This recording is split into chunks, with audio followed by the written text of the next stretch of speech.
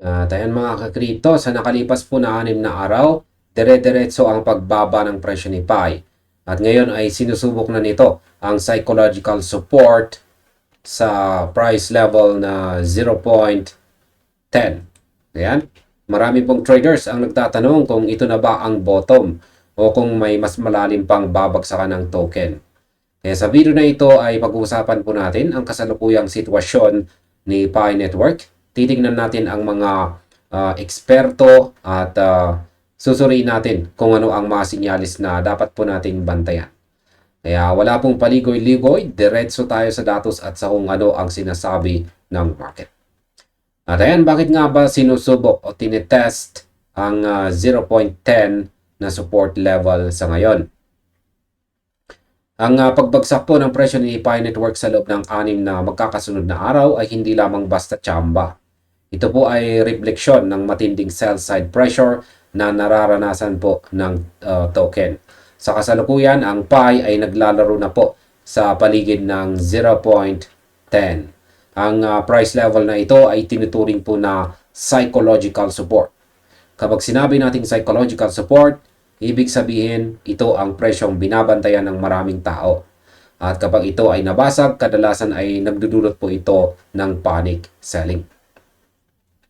Sa tingin ko, ang 0.10 ay nagsisilbing line in the sand. Sa ganitong klase ng market, kapag nakita ng mga investors na ang presyo ay halos hindi po gumagalaw pataas kahit na may attempts para bumawi or bumangon, nagkakaroon po ng doubt or pagdududa. Para itong isang leaking bucket. Kahit anong pilit mong lagyan ng tubig, kung may butas, mauubos at mauubos pa rin ito. Ang nakikita nating mild recovery ngayon pong araw na ito ay mukhang pansamantala lamang. Hindi pa ito sapat para sabihing tapos na ang bearish phase. Ang mahirap dito kapag ang isang support level ay paulit-ulit na tinatamaan at nawawalan ito ng bisa. Pero para po itong isang pader na unti-unting pinuputok. Yan, unti-unting pinuputok at sa bawat hampas, mas nagiging malambot ang pundasyon. Kaya sa aking pananaw, dapat po tayo maging sobrang maingat sa pag-assume na safe na tayo sa level na ito. Hanggat hindi po natin nakikita ang pagbabalik ng malakas na buying volume, ang 0.10 ay mananatiling delikadong teritoryo. Ngayon ay may epekto ba ang Fear and Greed Index sa presyong ito? Ayan, ang Crypto Caps Fear and Greed Index. Kaya, ayon po sa datos ng Fear and Greed Index, at ito po ay nasa value na 31. Ito po ay mas mataas kumpara sa 26 nitong nakaraang Wednesday o Miyerkules. Ibig sabihin medyo nababawasan po ang takot sa market. Ito ay dahil na rin sa pagluwag ng tensyon sa pagitan po ng US at Iran. Kadalasan, ang speculative tokens gaya po ng Pi ay sumasabay sa sentiment ng buong crypto market. Kapag risk on ang sentiment ng mga investors, mas handa po silang pumasok sa mga token na gaya ng Pi. Ngayon sa totoo lang, kahit tumataas po ang Fear and Greed Index, kailangan nating tandaan na itong si Pi ay hindi pa ganap na risk on asset. Ang pagtaas po ng index ay sinyalis ng pag-asa. Pero hindi ibig sabihin na magkakaroon agad ng massive rally itong si Pi. Masyadong maraming selling pressure ang nakapatong po sa token ngayon. Ang index na 31 ay nasa fear zone pa rin yan.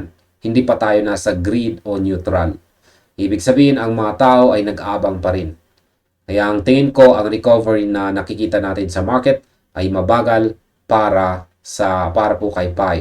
Hindi ito ang klase ng bullish catalyst na magdadala kay Pi sa to the moon agad-agad. Kailangan nating paghiwalayin ang market sentiment sa totoong performance ng token. Ang market po ay pwedeng maging green, pero kung ang Pi Network mismo ay walang malakas na buying support, maiiwan pa rin ang presyo nito. Ngayon ay ano naman ang sabi ng mga eksperto tungkol sa on-chain engagement. Sa isang eksklusibong panayam po kay Eric He, yan, isa po siyang risk control advisor sa LBank, binigyang din niya ang kahalagahan ng version 26 upgrade at ng maging yung pag-deploy ng public smart contracts. Ayon sa kanya, ang malaking user base ng Pi Network ay isang asset. Pero ang magiging game changer ay ang matagumpay na migration at ang totoong on-chain engagement habang patungo po tayo sa open mainnet. Ayan, dito masasabi ko pong sang-ayon ako sa pananaw ni Eric He. Yan, ang technology ay isang bagay pero ang on-chain engagement ang nagbibigay ng halaga sa anumang project. Madaling gumawa po ng hype pero mahirap panindigan ang utility. Kapag sinabing on-chain engagement, ang tinutukoy po dito ay ang totoong paggamit ng token. Hindi lang ito basta pag-hold sa wallet. Ito ay ang aktual na pag-circulate ng Pi. Kung ang mga user ay gagamitin lang ang Pi para sa speculative trading, hindi ito sapat para maging stable ang presyo. Kailangan natin ng mga application, mga dApps o kahit anong serbisyo kung saan utility token talaga ang Pi. Kaya para sa akin, ito ang missing piece sa puzzle. Ang development ay nandyan, ang hype ay nandyan, pero kailangan nating makita na ang mga tao ay gumagamit na ng Pi para sa mga transaction. Hanggat puro hold lang ang naririnig natin, mahirap paniwalaan na magkakaroon po ng malakas na upward momentum. Ngayon ay delikado na ba? Delikado na ba ang sitwasyon sa ilalim ng 0.10?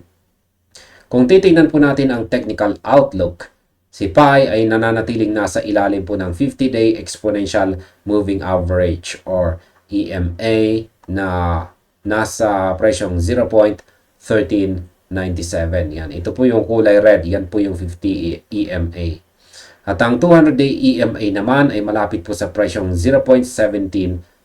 Yan naman po yung kulay, ayan, light blue dito. Yan naman po ang 200-day EMA. Ang presyong ito ay nagpapahiwatig na ang anumang pag-angat ay corrective lamang sa loob ng isang pangmatagalang downtrend. Bukod pa rito, ang Relative Strength Index or RSI ay nasa value naman na 22. Kung saan ay pasok po sa oversold territory. Ang MACD naman dito, ang Moving Average Divergence na indicator, ay malalim po ang pagkabaon sa negative territory. Ngayon, ito po ang aking opinion. Ang RSI na 22 ay isa pong red flag at saka green flag ng sabay.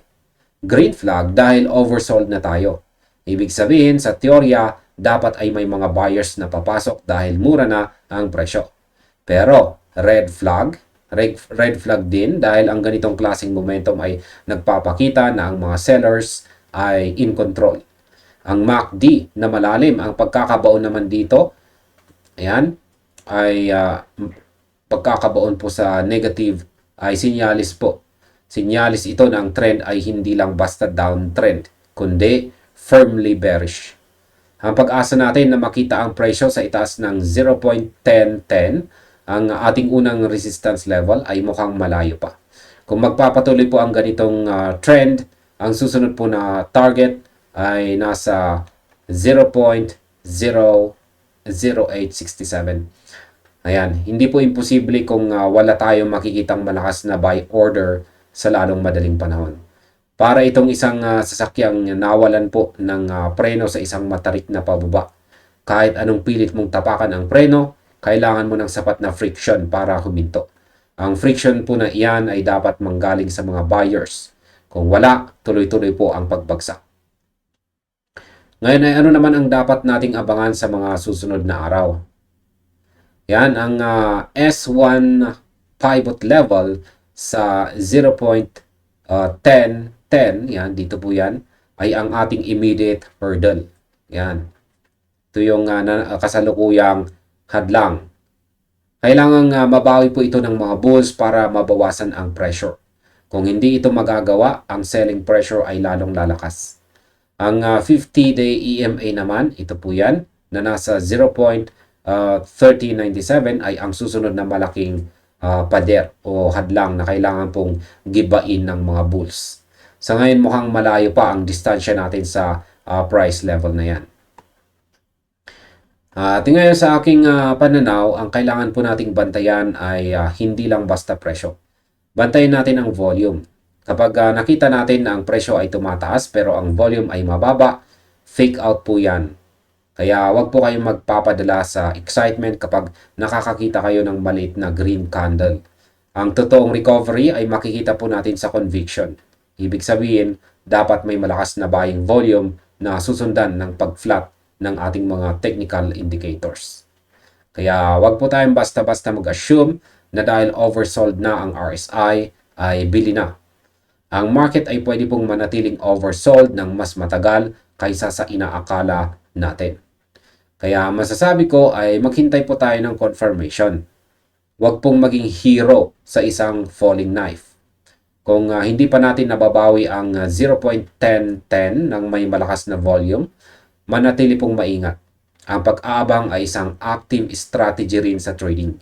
Hindi porke hindi ka bumibili, hindi ka na nagtitrade. Minsan, ang pinakamagandang trade ay ang hindi pag-trade sa gitna ng malakas na downtrend. Ang mahalaga ay mapanatili po nating buo ang ating kapital habang naghihintay po ng tamang pagkakataon. At dito na po nagtatapos ang ating video na ito mga ka-crypto. Marami pong salamat sa panonood at maaari na rin po ninyong sunod na panoorin ang recommended video natin dito.